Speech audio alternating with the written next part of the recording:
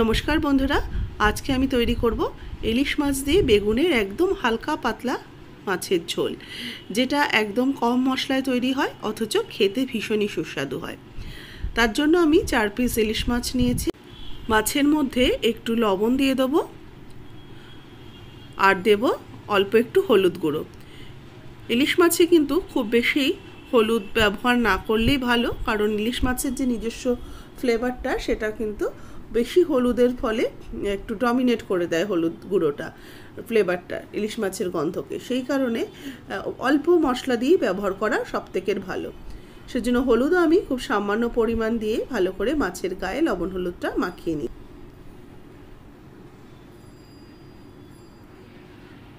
এবার মাখানো হয়ে যাওয়ার পর আমি দুটো বেগুন নিয়েছি, ছোট সাইজের মাঝারি সাইজের। এই সময় যে বেগুনগুলো পাওয়া যায় এই বেগুনগুলোকে একটু কেটে নেব। বেগুনটাকে আমি 4 ফালি করে কেটে নিচ্ছি, লম্বা লম্বি করে 4 ফালি করে বেগুনগুলোকে কেটে নেব।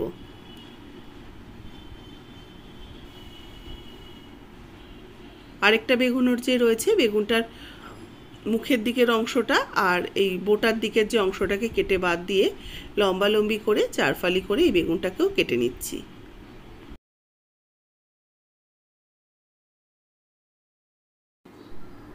বেগুনটা কেটে নেওয়ার পর এর মধ্যে দিয়ে দিচ্ছি লবণ আর দিয়ে দেবো একটু হলুদ গুঁড়ো। লবণ আর হলুদ গুঁড়ো দিয়ে বেগুনটাকে ভালো করে মাখিয়ে নেব।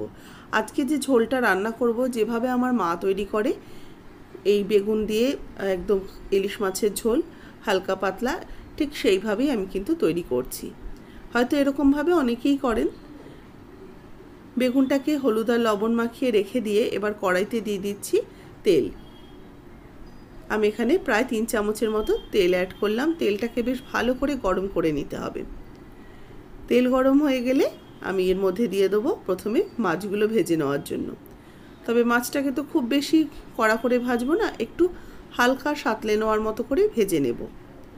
এতে কী হবে, যে ঝোলটা রান্না হয় ঝোলের মধ্যে ইলিশ মাছের ফ্লেভারটা কিন্তু খুব ভালো মতো চলে আসে, যেহেতু মাছ ভাজা হয় আর সেই তেল দিয়েই কিন্তু রান্নাটা হয়।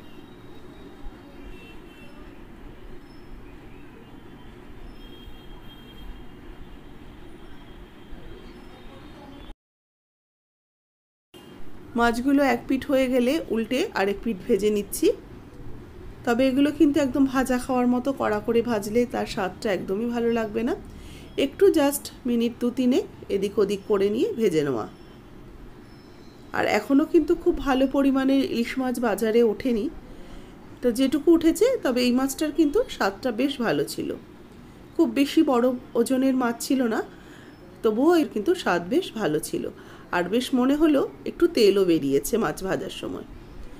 মাছটা ভেজে নেওয়ার পর তুলে রেখে দিয়ে এবার ওই তেলের মধ্যে বেগুনগুলোকে দিয়ে দিলাম। লবণ হলুদ মাখানো বেগুনটা দিয়ে বেগুনগুলোকেও একটু হালকা করে ভেজে নেব। বেগুনগুলোকে একটু উল্টে পাল্টে দিচ্ছি, কারণ একটা দিক বেগুনের যে সাদা অংশটা সেই দিকটাকে একটু হালকা ব্রাউন কালার আসা পর্যন্ত ভেজে নেওয়ার জন্য।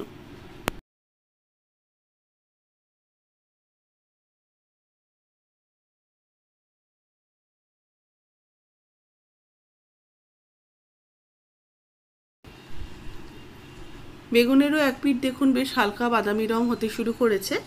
এবার আরও একটু আমি বেগুনটাকে ভেজে নিয়ে এবার এই বেগুনগুলোকে উঠিয়ে রেখে দেব। বেগুন কিন্তু খুব বেশিক্ষণ ভাজার প্রয়োজন নেই, তাহলে একদম নরম হয়ে যাবে, কারণ এই বেগুন আবার ঝোলে দিয়ে ফোটাতে হবে। সেজন্য কোনোভাবেই ঢাকা চাপা দিয়ে কিন্তু বেগুনগুলোকে ভাজবেন না, তাহলে বেগুন একদম নরম হয়ে যাবে। একবার একটা বাটির মধ্যে একটু মশলা তৈরি করব, তার জন্য প্রথমে নিয়ে নিচ্ছি স্বাদ মতো লবণ। ঝোলের যে পরিমাণে লবণটা দেবো সেটা নিলাম। এর সাথে 1 চা চামচ হলুদ গুঁড়ো দিচ্ছি, 1/4 টিস্পুনের মতো আমি দিলাম লঙ্কার গুঁড়ো, আর দিচ্ছি 1/2 টিস্পুন দিলাম জিরের গুঁড়ো। এবার ভালো করে মশলাটাকে গুলে নেব। এর মধ্যে একটু হলুদটাই বেশি রয়েছে, আর কিন্তু অন্য কিছু একদমই খুব সামান্য সামান্য করে ব্যবহার করা রয়েছে। এবার ওই তেলের মধ্যে একটু কালো জিরে ফোড়ন দিলাম, কয়েকটা চেরা কাঁচা লঙ্কা দিয়ে দিলাম। কালো জিরে আর কাঁচা লঙ্কাটাকে একটু ভাজা ভাজা করে নেব। কালো জিরে কাঁচা লঙ্কাটা ভাজা হয়ে গেলে দিয়ে দেবো এই গুলে রাখা মশলাটাকে দিয়ে কিছুক্ষণ ভালো করে কষিয়ে নেব। যতক্ষণ না এর থেকে কাঁচা গন্ধটা চলে যাচ্ছে, সব মশলার হলুদ জিরের এই যে কাঁচা মশলার গন্ধটা চলে যাওয়া পর্যন্ত মশলাটাকে ভালো করে কষিয়ে নিচ্ছি। দেখুন মশলাটা কষাতে কষাতে বেশ তেল ছেড়ে আসছে। এবার এর মধ্যে দিয়ে দেবো জল। মোটামুটি যেহেতু ঝোল, আমি এই ছোটো বাটিটার আমি 3 বাটির মতো জল অ্যাড করছি। ঝোলটা ভালো করে এবার মিশিয়ে নিয়ে এটাকে একটু ফুটতে দেব। ঝোল দেখুন ফুটে উঠেছে, বেশ টকবকিয়ে ভালো করে ঝোলটাকে মিনিট 1.5 মতো আমি ফুটিয়ে নিয়েছি।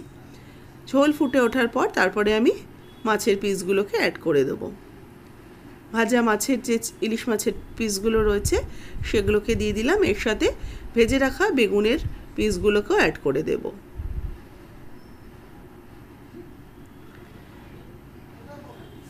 এবার এই বেগুন আর ইলিশ মাছকে একটু ভালো করে ঝোলের মধ্যে মিশিয়ে নিয়ে এগুলোকেও একটু ফুটতে দেব। ওপর থেকে দিয়ে দেবো কয়েকটা চেরা কাঁচা লঙ্কা। চেরা কাঁচা লঙ্কা দিয়ে ভালো করে এবার এটাকে একটুখানি ফুটিয়ে নেব। ঝোল দেখুন ভালো মতনই ফুটে উঠেছে।